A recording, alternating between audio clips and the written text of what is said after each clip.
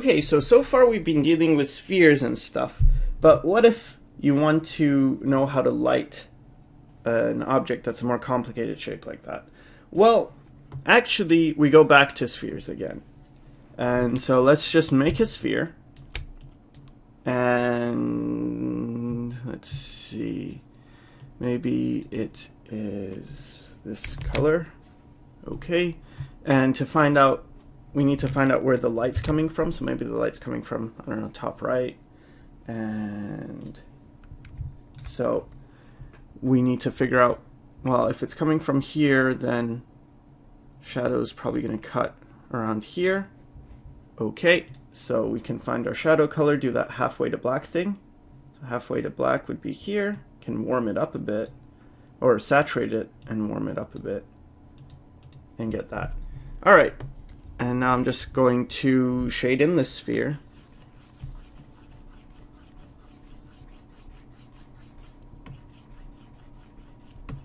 Making sure I keep the darkest area at the terminator. And we get some highlight.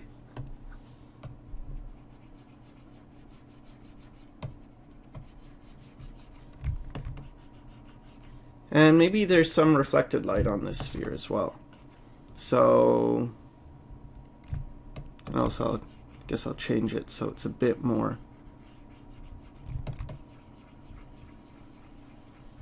less in shadow, a bit more in light. So let's make some reflected light. Let's say there's like a pink light from below. So we can go ahead and add that. And maybe there's another light source directly down. So we could do something like this as well. So you could actually layer these light sources on top of each other. Oh yeah, I don't want to do that one. Maybe it's too much, but I will brighten this side. So there we go. That's going to be our sphere. I guess I could add a stronger highlight if there's like a point light. So let's just, okay. So there's our sphere, and now we're gonna make this rendered using this. Well, how do we do that? Well, the important thing is to think about planes, and that's why it was so important that we deal with planes in the beginning. Now, if you look at this sphere and you imagined it was more low poly, like a low polygon model, you could break these down into planes. And you can also see that this part is facing directly towards us, right? This part is facing up. This is facing that way. Maybe there's a plane here that's facing that way, right? So you look at the sphere and it tells you, you know, what the plane, what any plane would be, because you know, if you need to know, well, what would a plane that's sort of facing down like that, where is that on the sphere? Well, maybe it's around here, right? You could imagine that. So then you can use this to determine that, because all the planes are going to be the same, they're going to be lit the same way, provided that, I mean, with certain exceptions, of course, because, you know, if this was a very big object, then even if the planes are facing the same direction, if they're further away from the light, they're going to be darker. But let's ignore that for now, and let's ignore also the idea of cast shadows. Let's just not worry about that right now. But we can already use this to figure out this. Let's go ahead and do that. So this plane right here, it's sort of facing forward and this way, right? So maybe it is, maybe it's right here. And so we can just take this value, or this color, and paint this. But what else is facing in the same direction? Because it's going to be, if it's the same direction, it's going to be the same lighting scheme, right? So that's also facing that way, that's also facing that way, and that's also facing that way. These are all facing in the same direction. So we can go ahead and just paint them the same color. And again, this is why it's so essential to understand what your planes are, to be able to break down things. If you're thinking about painting a face, well, you've got to think about what are the planes of that face. If you see a nose, you can break that nose down into its basic planes. And there are I don't think I've done a planes of the face tutorial yet. I plan on doing that in the future, but there are references to that. And you could also do a trick, which is to take your hand and make it flat and then just place it on top of your, the face in a certain position. So if you, for instance, you place it on top of your cheek, it will tell you what plane that is, right? Like you've got your hand, right? And it's on your cheek. Well, that's telling you this is the plane, if you thought of your hand like a plane, if that makes any sense whatsoever.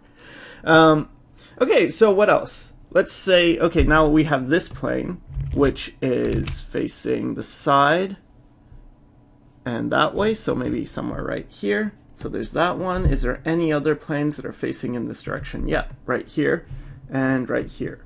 So we can block those in. And not to forget that one. So it almost becomes like a coloring exercise in a way. Get this in. And then there's this top plane straight up, so that would be that. Can fill that in. And I'd recommend, if you can, just, you don't have to even make random shapes, but you can if you want. And this works on organic shapes as well. I just wanted to use a very flat shape so you really get a sense of the planes thing. And this one is facing maybe something like that. So that's going to give us that.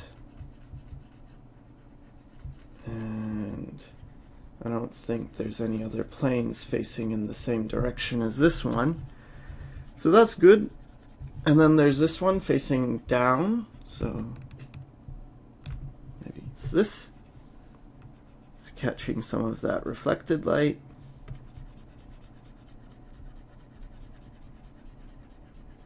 And I'm just using a pencil tool so that, there's no opacity or anything. So I can make nice, clean color blocks. This one, this facing down one, is maybe that. And I am sort of guessing. I mean, I'm not being absolutely precise, but it's you can figure it out based on feeling. And this is facing that way, so that's going to be very light. Now, if this happened to be exactly perpendicular to the light, because it's close to that, but let's say if it was right there, then it really would get super bright, but because it's not exactly, then it won't. And then for this plane, it's a bit more like that. It's very close though.